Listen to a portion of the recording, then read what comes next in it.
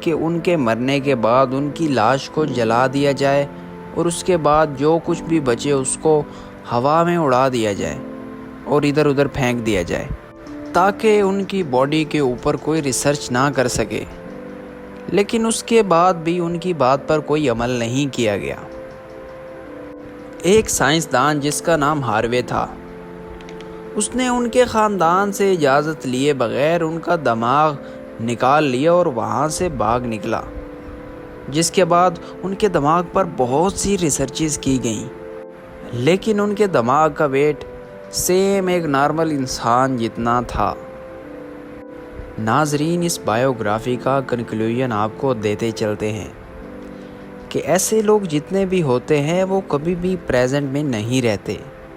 یا تو وہ پاسٹ میں رہتے ہیں یا تو پھر فیوچر میں رہتے ہیں۔